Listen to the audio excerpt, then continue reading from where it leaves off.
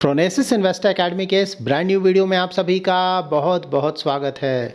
Best mutual fund series के इस video में हम जानेंगे इंडेक्स फंड्स के बारे में। इंडेक्स फंड्स क्या होते हैं, एक्टिवली मैनेज्ड फंड से ये कैसे डिफरेंट होते हैं, किस तरह के इन्वेस्टर को इंडेक्स फंड्स में अपना इन्वेस्टमेंट करना चाहिए और इंडेक्स फंड में इन्वेस्टमेंट करते वक्त किन किन बातों का ध्यान रखना चाहिए। एंड ऑफ कोर्स लास्ट में मैं आपको कुछ अच्छे इंडेक्स फंड्स के बारे में बताऊंगा।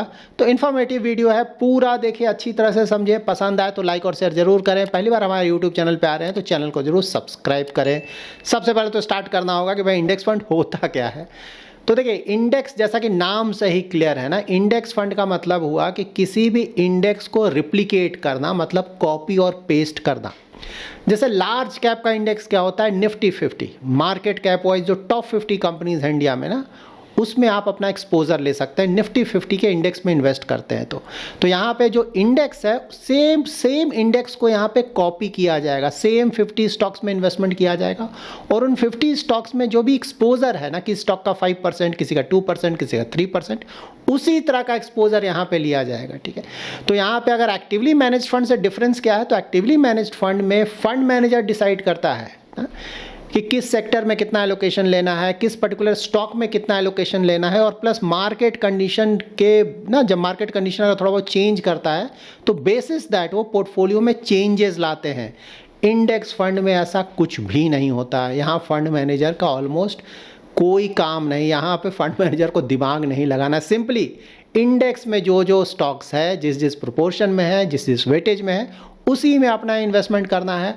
और वहाँ पे अगर स्टॉक में कोई चेंज होता है या फिर उसके वेटेज में कोई चेंज होता है तो यहाँ पे भी आपको सिंपली उन चेंजेस को कर देना है। तो यहाँ पे इंडेक्स फंड और एक्टिवली मैनेज्ड फंड में एक बहुत बड़ा डिफरेंस ये आता है कि जब भी आप एक्टिवली मैनेज्ड फंड में इन्वेस्ट करते हैं ना, तो वहाँ पे एक्सपेंस रेशियो थोड़ा ज़्यादा देकर इन्वेस्ट करते हैं। तो वहाँ पे कि फंड मैनेजर को जो बेंचमार्क है उसको बीट करना होगा। अगर बीट नहीं करता है ना, लंबे समय से बीट नहीं कर पा रहा है, तो वहाँ पे मानेंगे कि फंड का परफॉर्मेंस अच्छा नहीं है। जबकि इंडेक्स फंड कभी भी अपने बेंचमार्क को बीट नहीं करेंगे। हमेशा जो भी उनका रिटर्न आएगा वो बेंचमार्क से थोड़ा बहुत कम आएगा। क्यों आएगा, ऑफ कोर्स आगे हम इस चीज़ को समझेंगे। इंडेक्स फंड्स में हमें अपना इन्वेस्टमेंट क्यों करना चाहिए, तो सबसे बड़ा जो पॉइंट है इंडेक्स फंड्स का वो है कि भाई यहाँ पे कोई भी कॉम्प्लिकेशंस नहीं है, सिंपल है, प्रिडिक्टेबल है।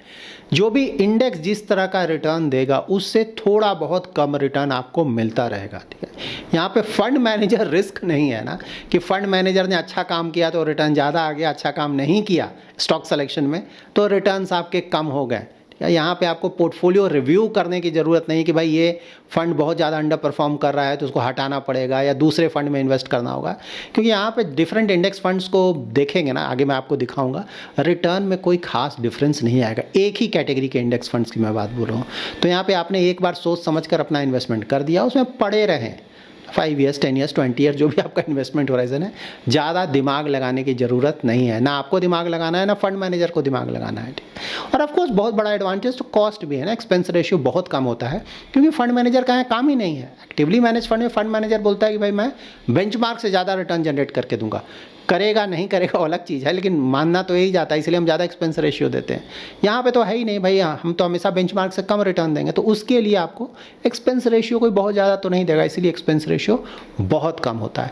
अब है कि इंडेक्स फंड्स को सेलेक्ट करते वक्त हमें किन किन बातों का ध्यान रखना चाहिए। तो ऑफकोर्स रिटर्न्स तो देखिए, पास्ट रिटर्न्स बिल्कुल देखना चाहिए, उससे रफ आइडिया मिलता है कि भाई अभी तक परफॉर्मेंस कैसा है, उससे कॉन्फिडेंस मिलता है कि फ्यूचर में कैसा परफॉर्मेंस हो सकता है। लेकिन इसके अलावा और क्या चेक करेंगे, ट्रैकिंग एरर आप जरूर चेक करें। ठीक है, ट्रैकिंग एरर से पता चलेगा कि कोई भी फंड अपने इंडेक्स को कितनी अच्छी तरह से ट्रैक कर पा रहा है, मतलब दोनों में ज़्यादा डिफरेंस नहीं आना चाहिए। ट्रैकिंग एरर का मतलब यही हुआ, जिस तरह का रिटर्न बेंचमार्क जनरेट कर रहा है लगभग उसी के आसपास का रिटर्न, थोड़ा बहुत कम सही बात है, लेकिन लगभग उसी तरह का रिटर्न जनरेट करना है। सेकंड होगा of course expense ratio. Expense ratio जितना कम है उतना अच्छा है, क्योंकि यहाँ तो फंड मैनेजर का कोई काम है नहीं, उसके बाद AUM भी ज़रूर चेक कर लें। बहुत छोटा AUM में इन्वेस्ट नहीं करें। इंडेक्स फंड्स में ये प्रॉब्लम आता है ना, बहुत जगह देखेंगे AUM बहुत छोटा होगा, आगे मैं दिखाऊंगा भी, आपको समझ में आएगा।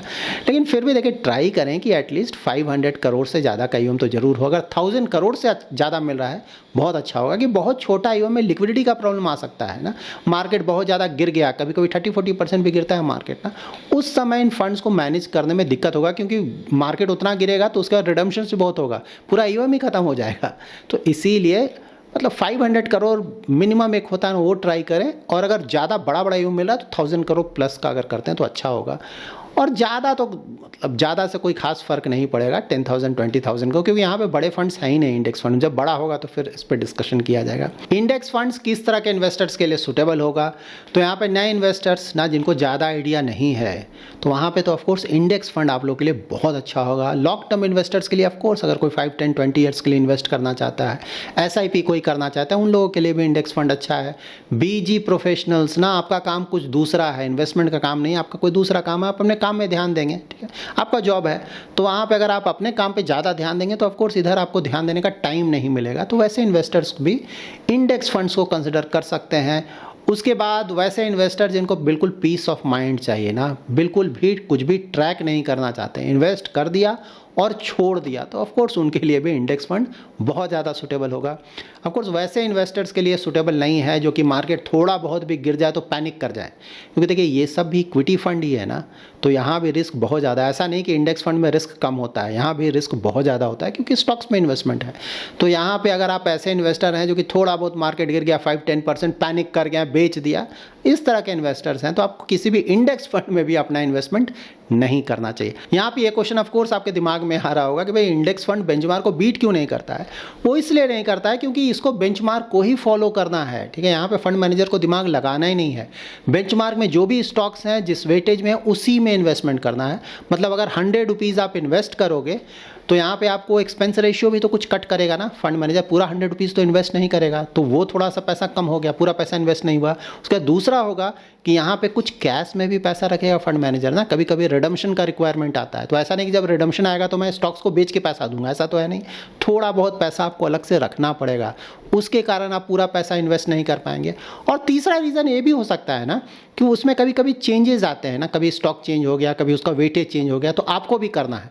उस करने में थोड़ा भी डिले हो गया, प्राइस में थोड़ा बहुत चेंज हो गया, उसके कारण भी आप सही से वहाँ इन्वेस्टमेंट नहीं कर पाते। इसलिए आप देखेंगे कि इंडेक्स फंड कभी भी अपने इंडेक्स को बीट नहीं करता है। कभी कभी एक्सेप्शनल बेसिस पे एक दो फंड में आपको दिख सकता है कि इंडेक्स को बीट कर रहा है, तो वो ज़्यादा समय तक नहीं चलेगा, कुछ समय के बाद वो फिर से इंडेक्स को अंडर परफॉर्म करने लगेगा। अब मैं आपको कुछ इंडाइसिस के बारे में बता देता हूँ ताकि आपको समझ में आए कि यहाँ पे इन्वेस्टमेंट कहाँ होता है, और उसके बाद कुछ इंडेक्स फंड्स के बारे में भी मैं आपको बताने जा रहा हूँ। ये है निफ्टी 50 का इंडेक्स। तो अगर आप निफ्टी 50 के इंडेक्स में इन्वेस्ट करते हैं तो इंडिया की मार्केट कैप वाइज जो टॉप 50 स्टॉक्स हैं उसमें आपका इन्वेस्टमेंट होगा, और वहाँ पे कुछ टॉप स्टॉक्स देखिए, इस तरह के स्टॉक्स में आपका इन्वेस्टमेंट होगा। तो जो इंडिया की बड़ी बड़ी कंपनीज़ है ना, वेटेज देखिए ना, HDFC बैंक का ही ऑलमोस्ट 13% का वेटेज है, रिलायंस का ऑलमोस्ट 9% का, ICICI का 8.3% के आसपास का एक्सपोजर। तो सब बड़ी बड़ी कंपनीज़ में आपको एक्सपोजर मिलेगा। तो आप नए इन्वेस्टर हैं ना, आप लोग पूछते हैं मेरा पहला फंड क्या हो, मुझे बिल्कुल आइडिया नहीं है मार्केट का, बिल्कुल नया इन्वेस्टर हूँ, तो निफ्टी 50 के इंडेक्स फंड से आप अपना इन्वेस्टमेंट स्टार्ट कर सकते हैं। निफ्टी 50 के इंडेक्स फंड के बारे में भी मैं आपको बताऊंगा कि किस किस तरह के फंड वहाँ पे अवेलेबल है। यहाँ पे देखिए निफ्टी नेक्स्ट 50, तो मार्केट कैप वाइज टॉप 50 तो आपको पता चल गया। टॉप 50 के नीचे के जो 50 स्टॉक्स होते हैं ना, उस इसीलिए इसको बोलते हैं नेक्स्ट 50। तो ये भी लार्ज कैप ही है, ठीक है। निफ्टी 50 और निफ्टी नेक्स्ट 50 दोनों लार्ज कैप है, लेकिन यहाँ पे नेक्स्ट 50 में जो 50 वाले बड़े स्टॉक्स हैं उसके मुकाबले थोड़े छोटे स्टॉक्स होते हैं या कंपनीज होती हैं। यहाँ पे देखिए जो टॉप स्टॉक्स हैं लाइक वेदांता है, HAL है, TVS मोटर है, तो इस तरह के कंपनीज में आपको एक्सपोजर मिलेगा। इसके बाद निफ्टी मिड कैप 150 इंडेक्स, तो अगर मिड कैप के स्टॉक्स में इन्वेस्टमेंट करना चाहते हैं तो लार्ज कैप के 100 स्टॉक्स के बाद के जो 150 स्टॉक्स होते हैं उसको ही हम मिड कैप के स्टॉक्स बोलते हैं। तो यहाँ पे देखिए किस तरह के स्टॉक्स में एक्सपोजर मिल रहा है। तो BSE, हीरो मोटरकॉर्प, परसिस्टेंट सिस्टम, सुजलॉन, कोफोर्ज, इस तरह के कंपनीज़ में आपको एक्सपोजर मिलेगा।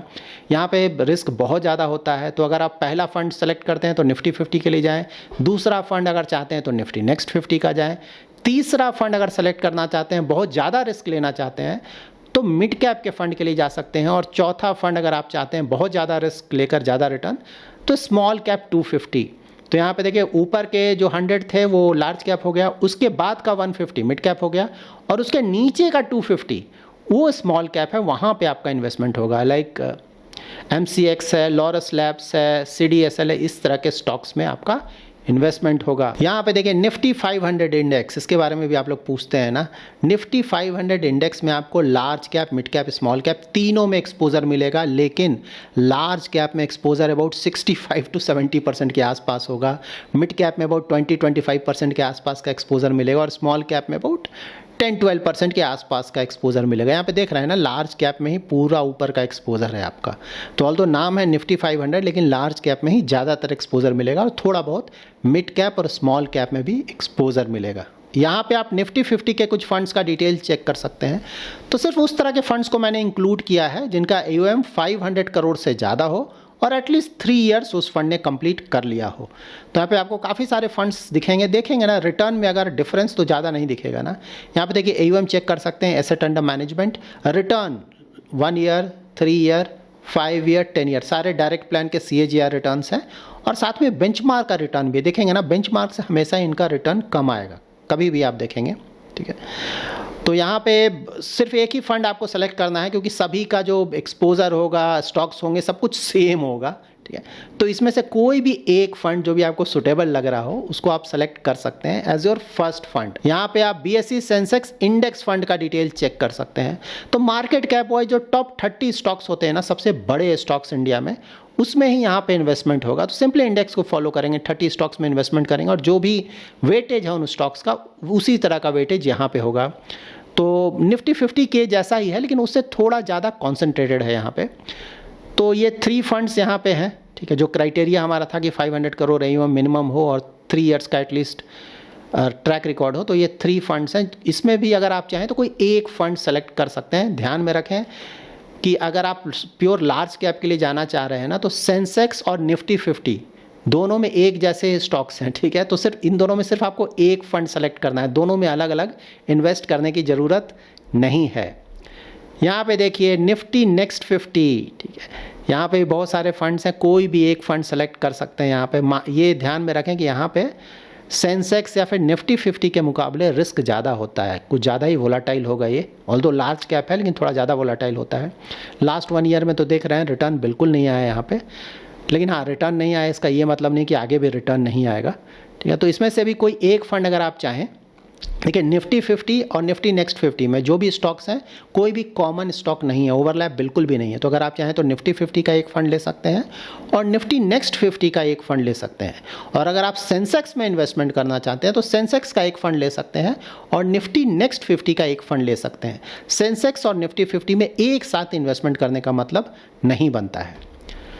यहाँ पे देखिए निफ्टी मिड कैप 150 में अगर आप एक्सपोजर लेना चाहते हैं तो ये सारे फंड्स हैं, कोई भी एक फंड, सभी में मैं एक ही फंड बोल रहा हूँ क्योंकि सेम पोर्टफोलियो है, 2 फंड सेलेक्ट करने का कोई मतलब नहीं, और रिटर्न में भी आपको ज़्यादा डिफरेंस देखने को नहीं मिलेगा। तो यहाँ से अगर आप चाहें मिड कैप में एक्सपोजर के लिए एक फ़ंड आप ले सकते हैं। और यहाँ पे निफ्टी स्मॉल कैप 250 है, तो यहाँ भी इतने सारे फंड्स हैं, कोई एक फ़ंड जो भी आपको सूटेबल लगे आप सेलेक्ट कर सकते हैं। यहाँ पे ध्यान रखें ना कि लार्ज कैप के लिए निफ्टी 50, निफ्टी नेक्स्ट 50 है या फिर सेंसेक्स है, और मिड कैप के लिए अगर आप जा रहे हैं तो वहाँ पे रिस्क बहुत ज़्यादा होता है। स्मॉल कैप के लिए जा रहे हैं तो रिस्क बहुत ज़्यादा होता है। तो लार्ज कैप के लिए मिनिमम इन्वेस्टमेंट होराइजन आप 5 इयर्स ज़रूर रखें, कम से कम 5 साल। और मिड कैप और स्मॉल कैप के लिए जा रहे हैं तो minimum investment horizon about 10 years के आसपास ज़रूर रखें। ये देखिए, ये भी इंटरेस्टिंग है, इस तरह के क्वेरीज भी आते हैं ना। मान लीजिए कोई लार्ज और मिड 250 में इन्वेस्ट करना चाहता है, तो इस तरह के बेंचमार्क में अगर आप इन्वेस्ट कर रहे हैं, इस तरह के फंड में, इंडेक्स फंड में, तो आपको लार्ज कैप के 100 स्टॉक्स और मिड कैप के 150 स्टॉक्स दोनों में एक्सपोजर मिल जाएगा। यहाँ पे देखिए इवन बहुत कम होता है इन फंड्स का ना, लेकिन मजबूरी है ना, ज़्यादा फंड है ही नहीं, इसीलिए मैंने इंक्लूड किया है यहाँ पे, ठीक है। उसी तरह से BSE 100 में अगर आप इन्वेस्ट करना चाहते हैं तो इस फंड के डिटेल चेक कर सकते हैं। माइक्रो कैप रिलेटेड आप लोग का क्वेरी आता है 250, माइक्रो कैप में तो रिटर्न्स बिल्कुल नहीं आया है ना, बहुत पुअर 11-12% का नेगेटिव रिटर्न आपको दिख रहा है, ठीक है। क्योंकि यहाँ पे रिस्क बहुत ज़्यादा है, स्मॉल कैप से भी बहुत ज़्यादा रिस्क है। तो अगर बहुत ज़्यादा रिस्क ले सकते हैं ना, तभी इस तरह के फंड के लिए जाएँ, नहीं तो नहीं जाएँ। उसके बाद ये देखिए HDFT निफ्टी 500 मल्टी कैप ना, यहाँ पे 50% लार्ज कैप में एक्सपोजर होगा, 25% मिड कैप में और 25% स्मॉल कैप में। तो इसके भी डिटेल्स अगर आप चाहें तो चेक कर सकते हैं। फिर ये देखिए इन्हेंस्ड वैल्यू फंड, इसके बारे में भी आप लोग पूछते हैं। वैल्यू फंड में इन्वेस्ट करते वक्त भी बिल्कुल ध्यान में रखें, कई बार ऐसा होगा ना कि 1-2 साल तक बिल्कुल रिटर्न ही नहीं दिखेगा, पूरा मार्केट अच्छा कर रहा है, यहाँ पर रिटर्न नहीं दिख रहा है, ऐसा होता है। लेकिन हाँ, बाद में फिर ये एवरेज आउट करके कवर अप कर लेगा, ऐसा नहीं कवर अप करेगा, लेकिन बीच बीच में कभी कभी बहुत ज़्यादा अंडर परफॉर्मेंस आ सकता है। तो अगर आप इस तरह के अंडर परफॉर्मेंस को झेल पाएंगे तभी इस तरह के फंड में अपना इन्वेस्टमेंट करें। So that's it in this video. अगर आपको ये वीडियो पसंद आया है तो जरूर लाइक एंड शेयर करें। पहली बार हमारे यूट्यूब चैनल पर आए हैं तो चैनल को जरूर सब्सक्राइब करें। Thanks lot for watching.